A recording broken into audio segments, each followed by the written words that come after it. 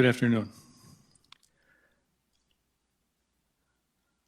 We are all very saddened to have to be here this afternoon having this press conference talking about one of the most horrific days in our department's history, yesterday, where, for no known reason at all, a violent gunman attacked our officers, firing multiple rounds, striking 3 of them, 2 of them critical and stable condition, and 1 of them deceased. This is it's an unconscionable act. It's hard to fathom. It's unbelievable that something like this would happen in our community. Many of us think a lot of stuff can't happen, and this happened. So our entire department right now, and I'm sure our community, is very heartbroken, and we're all walking with very heavy hearts. Officer Jake Wallin, 23 years old, sworn into our department just less than 3 months ago, April 24th, 2023, right here in this very commission chamber. An individual who was also a military veteran, serving in the Minnesota National Guard, went on numerous deployments, including Afghanistan, served his country, came back here, and wanted nothing more but to serve in a position with purpose and meaning. These exact words. And he did that. And he was a member of our family. And he's been taken from us far too soon. And it's a tragedy. Our condolences, our heartfelt sympathies go out to Jake Wallin's family, his friends. Please keep all of them in your thoughts and prayers in the days going forward as we prepare to properly honor him in the future. Officer Andrew Dotas and Officer Tyler Hawes were also significantly injured in this incident, receiving gunshot wounds, and as I said earlier, are currently in critical, stable condition, recovering. We're praying for their recovery, not just in general, but their full recovery. We met with them earlier today as well. And Officer Zach Robinson, who was also at this particular scene, was the officer who was able to shoot and ultimately kill this suspect, ending the threat and preventing future harm to others, is also in our thoughts and prayers as well. Suspect, 37-year-old Mohamad Barakat, is deceased. We are not in a position to provide many details in terms of the actual incident itself. As you know, in these types of incidents, we turn them over to other entities. We have a plethora of partners who quickly reached out to assist us and continue to assist us today, that we're very thankful for. Many of them are standing behind me right now. The investigation has been turned over to the North Dakota Bureau of Criminal Investigation. I want to thank Attorney General Wrigley and Director Lonnie Grabowska for their quick response and assistance in this really horrific event. Along with BCI, the FBI is involved, and together they are actively working this investigation. First thing we always want to know in a situation like this is why. Why would somebody do this? What happened? Our officers were out there performing their duties, investigating what we would say was a routine traffic accident. They were doing what they were supposed to be doing. As they did that, for whatever reason, this individual began firing at them, striking 3 of them. They also fired shots at the firefighters who were also on scene attending to the crash victims. Fortunately, none of them were struck. One of their trucks was struck by gunfire. No known reason for this. I think down the road we will know the whys. I'm confident that our partners in BCI and FBI, as they work through this particular investigation, will put the pieces of the puzzle together as to why this individual chose to do this. The FBI has also assisted with victim advocacy for the family, and we're very thankful for that as well. As you can imagine, this was a very traumatic event for everyone that was working, not only the officers on the scene, but the officers that had to respond to this. The first several minutes were very chaotic. Our officers performed admirably, and I'm very proud of them for their actions, quick thinking, and calmness under fire. They did a tremendous job, not only trying to protect each other, but protecting our community.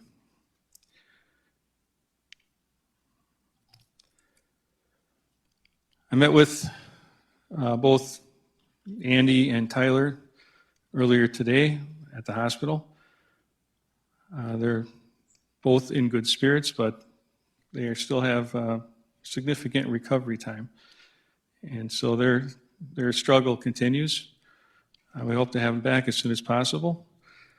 I also met with family members of both Andy and Tyler, sat down with all of them, answered their questions, tried to explain to them the course of the investigation, what they might expect in the future, and really just let them know that we're here to support them at every step. And so just as we work hard to support each other in times like this, the family is very important to us, and we're there working with them to try and ease their pain in the system in any way that we can. We'll be meeting with our department members in the next day or so, individually as well, to check in on them. Many of them are dealing with this in different ways. We want to make sure that we're taking care of them and that we can ease them back into their very important positions. In the meantime, we want to thank our local partners for their assistance in taking calls for service and assisting us with peer support services. Cass County Sheriff's Office, West Fargo PD, Clay County Sheriff, Moorhead PD have helped us in all of those areas. We also had assistance from the Minnesota State Patrol, who went down and brought some of our family members up here from Minnesota so they could be here with their loved ones. Also our partners at the Dispatch Center, Fargo Fire Department, Sanford Ambulance and Hospital, who have provided tremendous service to our personnel. We had firefighters on scene. We had an ambulance nearby, just out of coincidence. They were, as soon as the shots ended, as soon as that guy was stopped by Officer Robinson, firefighters bounced out and they were applying first aid immediately to our officers. Probably had a very significant impact on their survival. Unfortunately, Officer Wallin was fatally injured and there was nothing that could be done by those firefighters. I also want to recognize the excellent support of our community. Our community has come forward in huge ways to support our officers. I think that means a lot to them, to the department, to see that, to know that people care about them, as well as our local commissioners, state and federal elected officials who we've heard from over the course of the last 24 hours. Governor Burgum was significant in providing some assistance as well, and we greatly appreciate that. So as we try and make sense of something that we're not able to make sense of at the moment, we've got some pretty trying days ahead as we plan to honor and lay to rest Officer Jake Wallin, and also physically and mentally heal our department family. Along with that, our community must also heal. This was a heinous and unthinkable act of aggression against our officers and against our community. That type of behavior obviously cannot stand. So if you just join me for a moment of silence in honor of Officer Wallin.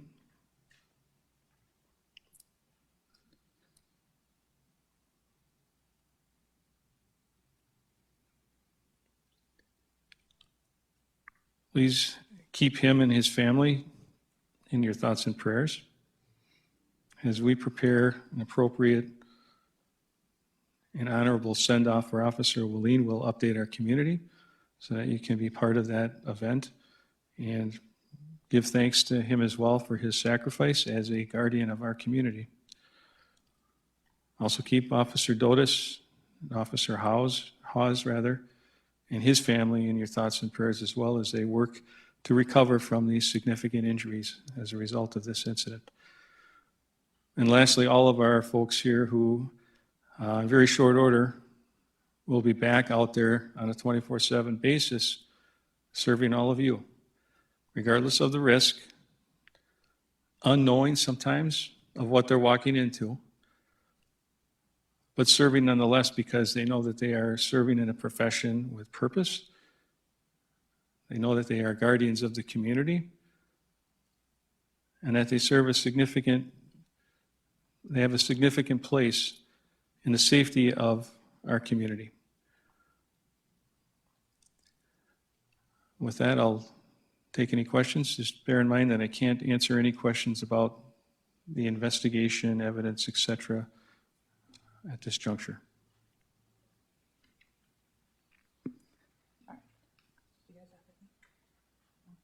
Nick?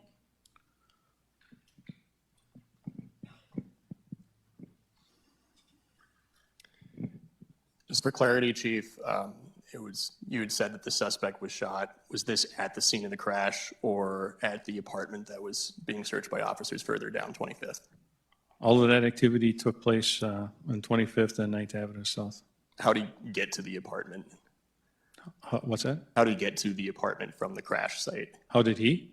The suspect, sorry. He was on the scene. Okay. Chief, condolences to you and the entire department. With regard to the suspect, what do we know about him? How long had he lived in the city for? Do we have any background information on him? And one last one, with regard to FBI involvement, is that a standard operating procedure in this type of situation? And thank you. Sure. In regards to the suspect, all I can tell you is that he's 37 years old and he's currently a Fargo resident. We don't have any additional background on him. Again, BCI and the FBI are working on this investigation, and that's information that they would have. There's also information you might obtain public record-wise. I'm not privy to his previous record at this time. The other piece about the FBI, again, as I mentioned earlier, when we have situations like this, especially where law enforcement officers are shot, killed, 3 officers involved at one crack, it's not unusual at all for federal partners to jump in and offer assistance. We know that we have firearms involved, so oftentimes that's could involve the ATF, the FBI, any of these other federal partners as the investigation unfolds and they determine questions that some of you have asked before. Where did the gun come from? How did he get the gun? The whys of this whole thing. And that's what they're working tirelessly on right now. And so we're going to let them do that work. And when they're ready to present their findings publicly, we'll all stand together and keep everybody informed. Chief, are you aware of any previous interaction with this suspect and police department? I believe that we have had contact with him, but nothing significant. Police contact, but I don't have the specifics at this moment. Chief, my question is regarding to the weapon involved in this incident. We had heard multiple eyewitness reports that they had heard or seen rapid automatic gunfire. Can you confirm or deny whether the suspect did have an automatic weapon or was he using a semi-automatic and just firing rapidly? I cannot. I don't know that answer. Chief, for starters, we just want to say from all of us at Valley News that our hearts are with you all throughout this process, and to the victim's family, our hearts are with you. One of the questions we did have, though, was what was your thought process on surrounding your timeline of alerting the community of the seriousness of the incident? I'm not sure I get the gist of your question. I think a lot of people were confused about the incident since it was deemed as a critical incident on social media. And we've had a lot of people reaching out to us wondering why there wasn't a little bit more notice regarding the seriousness of the situation. Well, I don't know the timeline of public the press releases on that, but an officer-involved critical incident does involve guns, can involve some other dangerous or fatal acts. So I think that's just standard terminology that I guess we would anticipate people understood to be significant. Chief Zibolski, was this an ambush? Was he involved in the collision? And did he await the arrival of first responders? The investigation into that is still ongoing. It does not appear that he was part of the collision, but again, I would have to defer to BCI and their investigative findings. Chief Zibolski, as we all deal with this dark time, for the community, what words of encouragement do you give them as they deal with the emotions of knowing that, as you said, this malicious act happened in their area? Well, I think it's been an emotional time for everybody, and it will continue to be so. I think our community can find solace in the fact that, again, while this really horrific act happened, in the midst of that, we still had other officers responding and taking action at risk to themselves as well, neutralizing that threat to prevent harm to others, and then working diligently to investigate and see if there's any other prongs to this. I think our department does very well at all of that. I think our community from this incident can really take away the bravery, the courage, and the commitment that all of our officers have. 2 out of 3 of these officers that are shot, they started together. They've got 3 months, and they're still in training, and they're in the midst of the fight. The other officer, Andy Dotas, 6-year veteran, one of the trainers, and Zach Robinson, also a trainer with many years on the force. So I think it speaks volumes to their bravery and their commitment. Can you speak to Officer Wallin a little bit more? Who was he as a person, and what did he mean to the department? Yeah, he meant a lot to the department. We've got actually a little video vignette that we would like to play for everyone to give you a little flavor of what Jake Wallin was like. He had an excellent sense of humor. I remember when he first started on day 1, I've kind of got the honor of instructing the first session for the new recruits. So one of the first things we do is kind of go around the table, learn everyone's name, and if you look at his name, it kind of looks like it's pronounced Wallin. So I'm like, okay, Jake Wallin, how do you say that? He goes, no, it's Wallin. He said, just like that, and everybody laughs. So just, day 1, kind of a funny guy, very smart, was very impressive as he went through the academy, and he was doing well out in field training as well. And it's just really a sad tragedy that he's no longer with us. But I think we want to play this video just exactly to your question.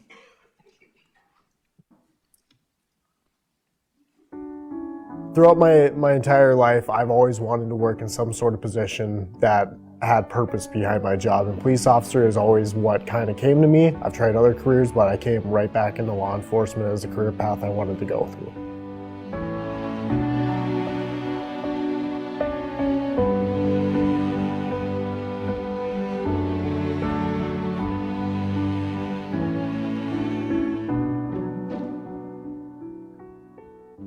Hi, I'm Jake Wallin. I'm from St. Michael, Albertville, Minnesota, and I've been to more countries than I have been states.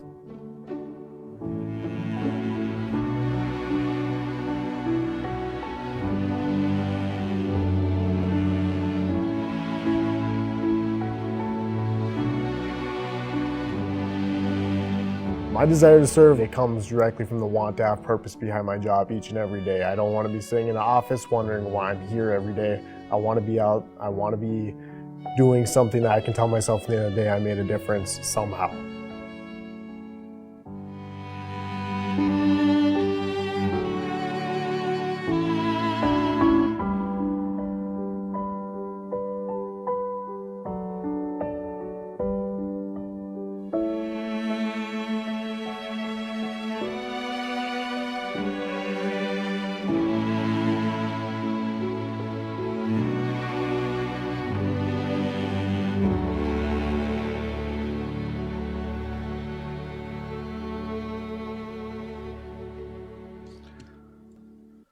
So that's Jake Wallin. We lost a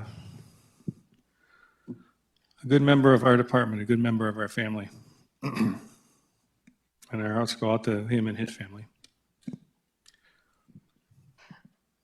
Chief Zibolski, first off, condolences for everything that everyone's going through in this situation. The last time Fargo lost a police officer, they were relatively quick in releasing his name. So I was wondering if you could walk us through the thought process of what kept the police department, if there was any extra alert to family or investigations that you had to walk through before letting the public know who the officers are in this situation. Sure, and I think this is actually very quick. But we did have out-of-state families that we had to reach. That was difficult. And as I said earlier, the Minnesota State Patrol really helped us significantly in one of those instances. So I think less than 24 hours is pretty fast to release a name. And there's all, when you're trying to locate folks and figure out kind of what was happening. Sir. I just want to make one comment. You asked a couple questions about safety of the community, and the community was safe, and releases were sent out as quick as we could. To the community, we're safe, but this is a tribute to the training of our team. The firemen and the policemen did the right thing and contained the shooter. Basically, less people got injured. Unfortunately, our people got injured. To your question about why we took some time to get the press release and get this done, was we felt after Mosher's death, we felt very strongly we need to take care of our police family. We need to inform the people that need to be informed. We need to talk to the families. If you go up to the hospital now, there's a police officer outside every room. There's a police officer with the family. There is a community that's out there. If you don't think we're safe in Fargo, all our partners will step up around the state. We will have more support than you've ever seen. We have 2 young men that are fighting for their lives in the hospital. We have excellent care, just like the football player that went down in the football field. If everybody had not done their job as they were trained to do, we could have 2 more fatalities. Our community is a community that stands up for each other and works with each other, and will continue to do that. Chief Zibolski and his leadership team has done an excellent job in this area. I couldn't be prouder of that team. But they're human too. This hurts. This is hard to take. And we never wanted to see it in our community. Now we've seen it, an active shooter that was fatal to one of our police officers. So just all of you, give us a prayer, give us a hope, give us the things we need to do. We will stand and get through this, but give the families that have the injuries, give them the support they need. I'm proud to say the chief has set up a good support team for our people, and that is already activated. And I think we're handling this event much better than we ever could have dreamed. And basically, my leadership team has done that.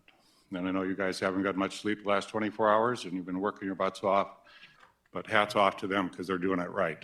They're taking care of our family. So if that answers the question you had, the delay in the press, and I got piles of phone calls yesterday as well. We just wanted to respect the family. Nothing is worse than finding out your son is dead and you learn it from the news. You have to have somebody handle that message. So we'll defend that and how we handled it. My communication team has done an excellent job. I don't think they've gotten any sleep overnight as well, but just trying to bring it all together. And we'll give you all the information as it comes. This will be something that we'll have more of a story as we go through it. But for now, let's get the 2 officers well, and let's help heal the community. Thank you. Chief, my apologies. One last question. No, Tom, no, thank you. We have a question right here. Thank you. Sorry, regarding the 2800 block of 23rd Ave, what drew officers to that location, and has that evacuation order been lifted? That's part of the investigation. And I believe there's no evacuation order in place at this juncture I'm aware of, but again, I would defer to PCI.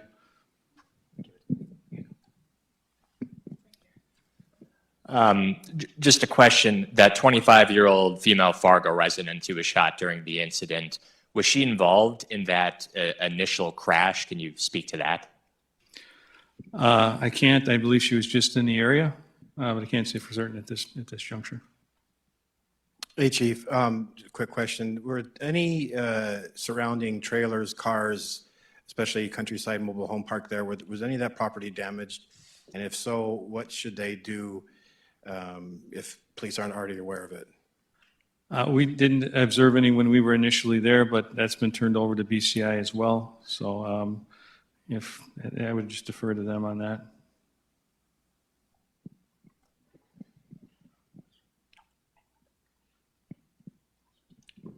Thank you, Chief Zibolski. I'm just curious about the nature of the scene. If were police and firefighters, they were responding to a routine crash when the suspect started firing, and where was he firing from? Again, that's part of the investigation. He wasn't in the crash, but somewhere in that vicinity.